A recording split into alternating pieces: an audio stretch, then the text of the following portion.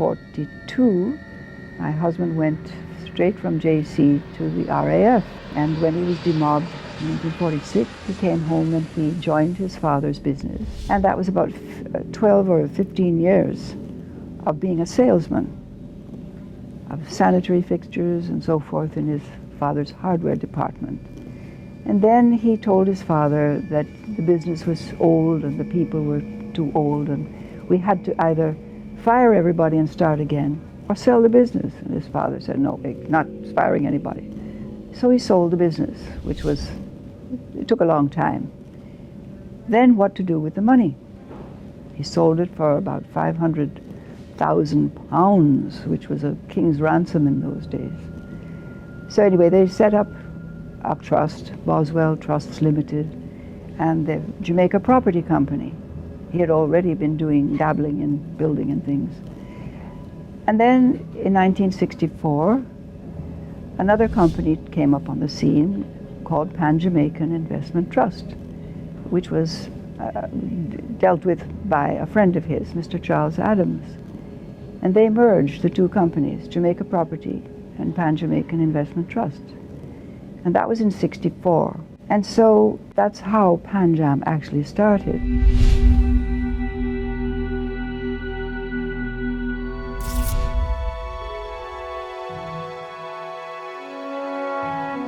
My relationship with Mr. Facey goes back to the very beginning of PanJam.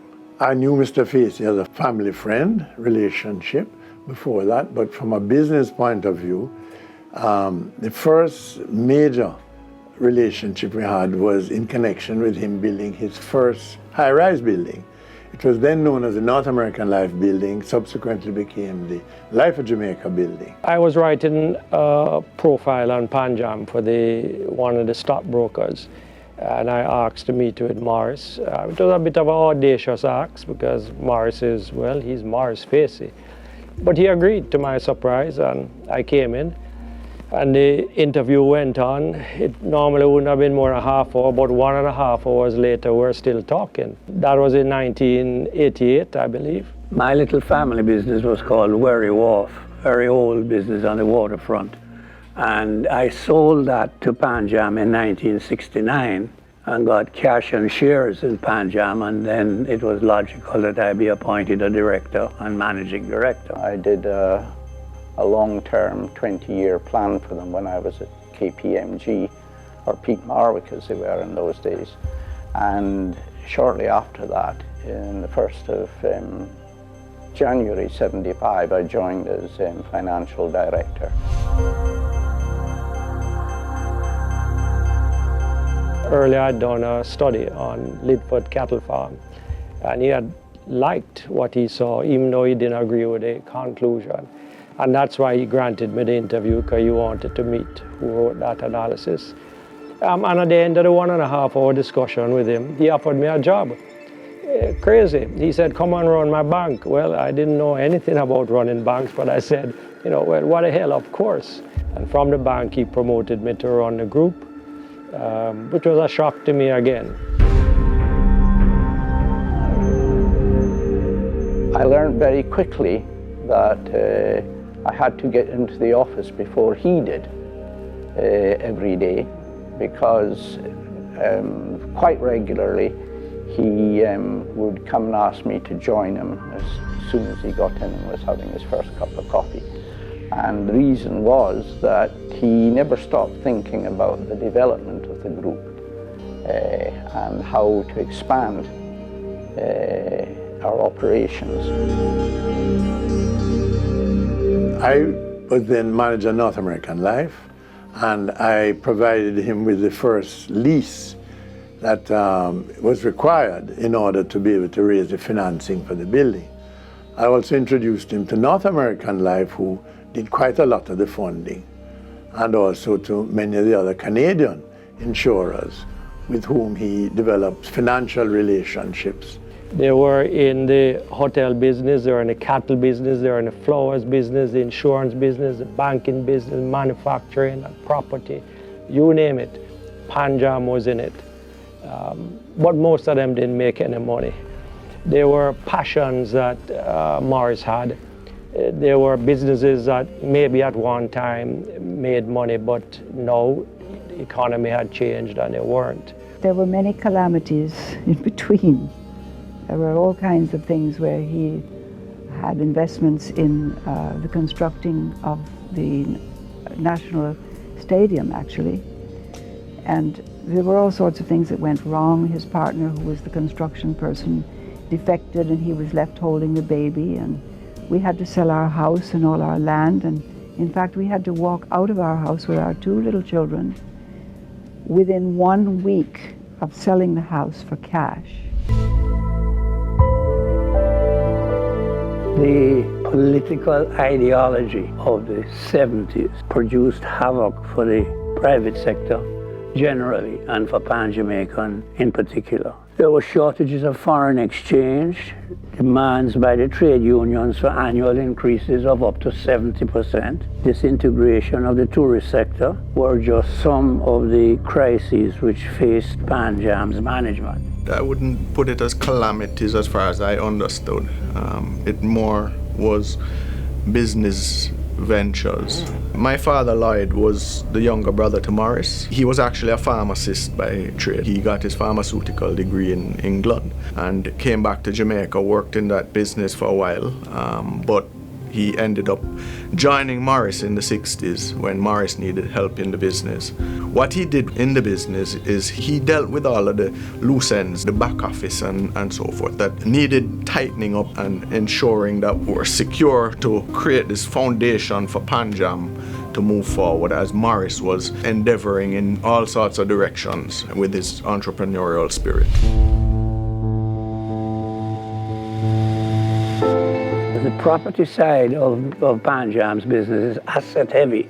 It has these wonderful high-rise buildings, but it can be short of cash. PanJam was struggling to show a consolidated profit because some of the companies, many of them were milking out their profits.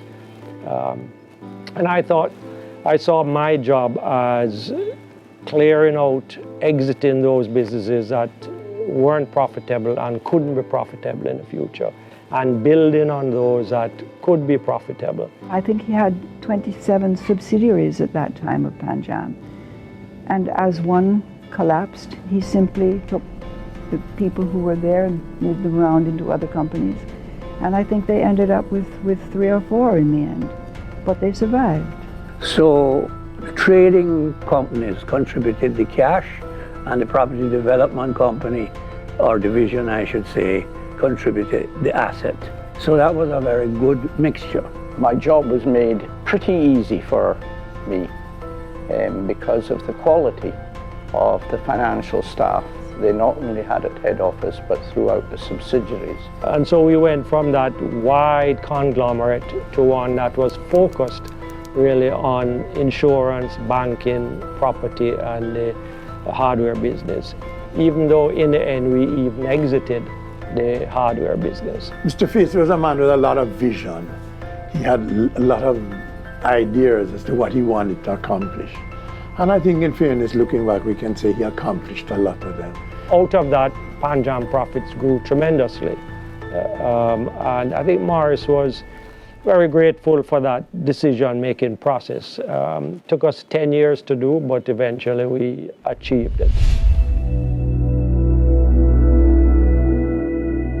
I think my husband really was a seat of the pants genius. He had no university education. We were married 61 years. I can only tell you about the fact that it's like the phoenix risen out of the ashes. PanJam's story is really the story of Morris Facey. Morris really was very instinctive in his decision making. He used to size up people with his gut, and depending on how he read you, if he believed in you, he would throw a lot of responsibility at you. My greatest challenge was probably dealing with the chairman. Not that we fought or anything like that, but Mr. Morris Facey, in my opinion, was probably the best entrepreneur and visionary of his time and generation.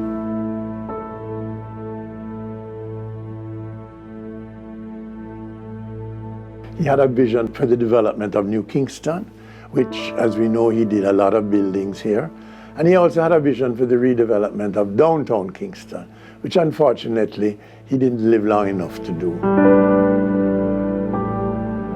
Kingston is our national capital, and the condition of a great portion of that area is not acceptable. In other countries in the world, I mean, the waterfront is the top of the line. We have allowed it to get into dreadful condition, and they classify it as being a dangerous area. So that battle has got to be won. We've got to get every Jamaican, both here and abroad, to help us provide resources to be able to restore that area. PanJam will never give up its core business of property development, but it can play a very significant role in ratcheting up the quality of Jamaica's tourism. They have expanded into other areas of activity. I think it's good that they're diversifying, but they are a company that is very positive about Jamaica. They're very positive about the future. They're quite willing to invest their money in the areas that they think will bring about development of the country.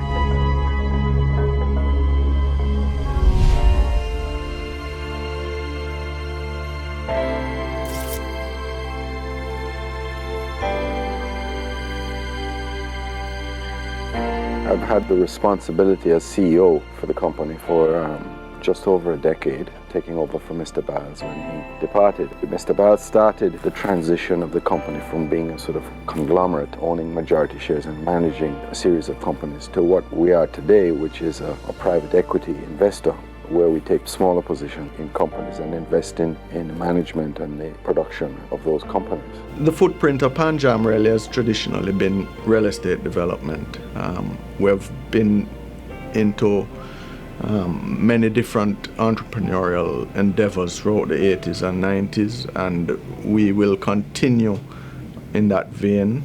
I would like to look at PanJam as just having an entrepreneurial spirit, as an investment company that really looks at investing within Jamaica and outside of Jamaica. I would say that PanJam's impact on the landscape of the Kingston and St. Andrew metropolitan area has been in the built environment. It has had a large impact on residential and commercial real estate. When I took over, we had two public companies that we ran, PanJam and First Jamaica. It took some doing, but we finally found an elegant and efficient way of merging both of those entities in a way that was in the best interest of all the shareholders. And that was completed in 2011. It started out developing real estate and had a great vision for what commercial and residential real estate should look like, how it should function. And many of the company's projects remain landmarks today in Kingston. And I think both the occupants and owners of that space have enjoyed well thought out development solutions. The most exciting aspect of my tenure so far is our return to the property development business. The Marriott Courtyard, I think, is an interesting development for Kingston, and it's certainly one for PanJam. It has been a difficult period. The economy has been very challenged. We had to struggle through the financial crisis of 2008, 2009, and the period following, the debt exchanges of a few years ago. All of those have made it a very challenging period for the business community and for us as a whole. It's been a Jamaican company that has endured. To endure 50 years in this Jamaican economy with all the ups and downs we have had is very significant. And PanJam has done it.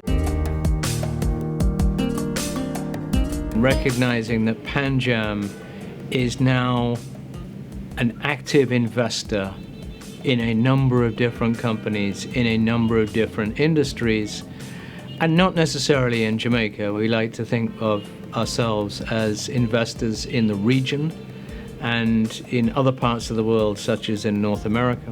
What are the implications of that for succession planning in the future? Clearly, we need people who can identify opportunities and perhaps see opportunity in existing businesses that others haven't seen. So where we think we can help those businesses expand. The values I'd say that have been instilled in the business from CB Facey, my grandfather Morris Facey, my uncle and Lloyd, are integrity, fairness, discipline, and humility.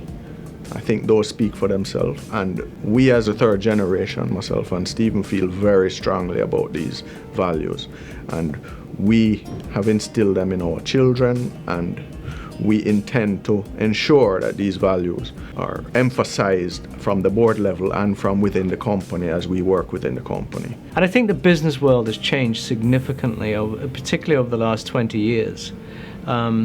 Borders are much less meaningful these days, and cross-border transactions are much more prevalent. And for us, I think the challenge is to find opportunities that not only benefit Jamaican companies in Jamaica, but also in the region and hopefully globally. We've weathered the storm, and we are a strong, healthy company poised to take advantage of the growth that we know is going to come in the years ahead. Sagicor for us is a result of a small investment made back in the early 80s in the life insurance business and the development of a modest merchant bank. Those seeds that were planted back in the 1980s have turned into a fairly significant part of our balance sheet, being our investment in what is today called Sagicor, Jamaica. So we hope to do the same thing, replicate that story with some of the other investments that we make. I think we have a unique, perhaps, investing style in the Jamaican landscape. There's no other company that's quite like us. And for that reason, I'm proud to work here. I've always enjoyed myself here. And I would certainly hope that Morris and Lloyd are proud of what we're doing. I undertook a large assignment for the company when PanJam was looking at being part of an acquisition team for Lascelles. Following that assignment, I was asked to join the board to chair the audit committee after the death of Roy Collister. I was very glad to be given a specific task to do as against just being a token woman on the board, and I've thoroughly enjoyed being here and being with the company as it has grown from strength to strength. Our goals are to invest and grow in various opportunities. So what we are investing in is good management in strong businesses that we think have a great future.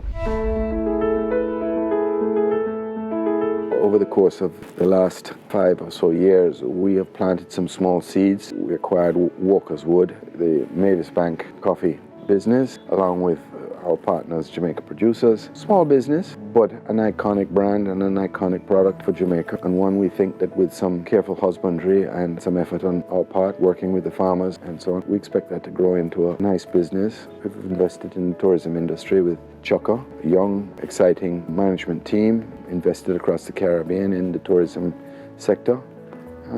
And something we think that has some potential to grow into something meaningful. We also have recently, as it's been announced, acquired the Old Oceana Hotel with a friend and partner from Canada. And that's a very exciting opportunity. A redevelopment of that into a viable development will be very exciting for the future. So we're going to nurture those seeds and grow them for the future while we continue to support the growth and development of our other major assets. It finds itself in its 50th year, stronger, more profitable than ever. And not many companies in Jamaica can say that. There are some very exciting opportunities out there. So we'll continue to shore up our balance sheet and grow it and prepare ourselves for those opportunities when they present themselves. We built at PanJam a pretty young, dynamic team. The facets of PanJam's success has been its conservatism. While we have been pioneers in many areas and taken many risks, we've always done it in a manner that ensures that we have adequate capital in place to deal with the challenges and that we invest prudently and carefully. Jamaica is a country that could be a leader for the world if we could just get our act together. I don't think there's another country that's so ecumenical. I think if we look critically at the current state of our towns and cities, we would have to say that we have not collectively done a good job of caring for them and creating for ourselves a really powerful environment in which to work, play, and raise our children. All the different races, people live together. We have big problems, and we have lots of things to correct. We have certainly been at the forefront of trying to articulate a vision for our city and to try and rectify it through our efforts with Kingston Restoration Company from 1983 to the present. It has had some impact, but it's been very challenging. But we've kept the vision alive, and we will continue to push to try and improve our urban environment. One of the main things is to try and help those less fortunate. My husband's real dream from he was a child was to create a fabulous city. And Kingston could be one of the nicest and most beautiful cities in the world. There are particular things that are of interest, and one is the inner city, and particularly Boys Town and Trench Town, where my father-in-law started with Sir Philip Sherlock, and my husband took over from that, and now my son Stephen has taken over. So there's a continuity that goes back to the 20s. I think that's very significant. The Jamaica Association for the Deaf is another point, in fact, because my father-in-law again was one of the founders of the Jamaica Association for the Deaf with Reverend Gilby, who came from England, and the two of them started it together in 1938. And then when my father-in-law was to retire as chairman, he brought in Lister Mayer, who was his Danny Williams' father-in-law.